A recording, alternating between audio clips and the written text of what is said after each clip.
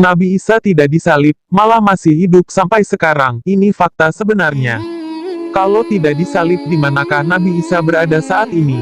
Mengapa orang-orang percaya kalau yang disalib adalah Nabi Isa? Tonton videonya sampai akhir agar semakin paham. Di hari kiamat nanti Isa itu akan menjadi saksi terhadap mereka. Nabi Isa, walaupun memiliki mukjizat, tidak membuat kaumnya menjadi beriman kepada Allah Subhanahu wa Ta'ala. Bahkan mereka ingin mematikan Nabi Isa. Apakah Yesus dan Nabi Isa adalah orang yang sama? Nabi Isa alaihi salam adalah salah satu nabi yang diberi gelar Ulul Azmi. Nabi Isa alaihi salam diutus kepada kaumnya. Awalnya Nabi Isa alaihi salam memiliki pengikut setia. Hal ini telah diabadikan dalam Al-Quran dan ingatlah ketika aku diilhamkan kepada kaum Hawariyin, pengikut Nabi Isa yang setia, berimanlah kalian kepadaku dan kepada Rasulku. Mereka menjawab, kami telah beriman dan saksikanlah wahai Rasul, bahwa sesungguhnya kami adalah orang-orang yang patuh kepada seruanmu. Al-Quran Maidah ayat 111. Namun kaumnya tersembunyi beriman. Bahkan dengan bukti diturunkannya Injil kepada Nabi Isa alaihi salam tak membuat mereka beriman. Mereka mendustakan dan parahnya merencanakan makar. Mereka berencana mematikan Nabi Isa alaihi salam. Kaum Israel mengira mereka telah mematikan Nabi Isa alaihi salam, padahal Nabi Isa alaihi salam selamat. Hal ini sesuai firman Allah Subhanahu wa Ta'ala dan karena ucapan mereka, sesungguhnya kami telah mematikan Al-Masih, Isa putra Maryam Rasul Allah. Padahal mereka tidak mematikan dan tidak pula menyalibnya.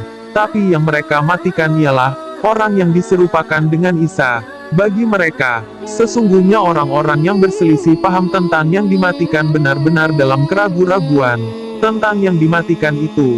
Mereka tidak mempunyai keyakinan tentang siapa yang dimatikan, kecuali mengikuti persangkaan belaka. Dia yakin bahwa yang mereka matikan adalah Isa. Tapi yang sebenarnya Allah telah mengangkat Isa ke langit. Allah Maha Perkasa lagi Maha Bijaksana. Tidak ada seorang pun dari ahli kitab, kecuali akan beriman kepadanya sebelum kematiannya. Dan di hari kiamat nanti Isa itu akan menjadi saksi terhadap mereka. Al-Quran Surat An-Nisa ayat 157 hingga 159. Ibnu Said menafsirkan, Isa bin Maryam akan turun lagi ke bumi, dan mematikan Dajjal. Orang yang sebenarnya dikoiti adalah orang yang diserupakan dengan Nabi Isa alaihi salam. Hal ini diceritakan oleh Ibnu Abbas radhiyallahu anhu, dan dilewatkan oleh Ibnu Abi Hatim Ayyai dan At-Tabari. Ibnu Abbas menceritakan bahwa ketika Allah Subhanahu wa Ta'ala akan mengangkat Nabi Isa alaihi salam ke langit, Nabi Isa alaihi salam keluar menemui para sahabatnya yang 2012 orang. Kepada beliau meneteskan air mata. Lalu Nabi Isa alaihi salam berkata, sesungguhnya di antara kalian ada yang mengkufuri itu sebanyak 12 kali. Setelah ia beriman kepadaku, ada di antara kalian yang akan diserupakan denganku. Ia akan dikoiti karena kedudukanku. Dia pun akan menjadi teman dekatku di antara ke-12. Kemudian menyuruhnya duduk. Ternyata pemuda itulah yang diserupakan dengan Nabi Isa alaihi salam. Dari Isa alaihi salam pun diangkat ke langit. Kemudian barulah orang-orang Yahudi datang dan membawa orang yang diserupakan dengan Nabi Isa alaihi salam. Kemudian ia disalib. Mengapa Nabi Isa alaihi salam dianggap Tuhan? Dalam Al-Quran Nabi Isa alaihi salam menyampaikan bahwa ia adalah hamba Allah Subhanahu wa Ta'ala yang diutus kepada kaumnya. Hal ini ditegaskan dalam Al-Quran. Berkata Nabi Isa alaihi salam, sesungguhnya aku ini hamba Allah. Dia memberiku kitab suci dan dia menjadikan aku seorang nabi. Dan dia menjadikan aku seorang yang diberkati di mana saja aku berada. Dan dia memerintahkan kepadaku mendirikan salat, dan menunaikan zakat selama aku hidup, dan berbakti kepada ibuku. Dan dia tidak menjadikan aku seorang yang sombong lagi celaka.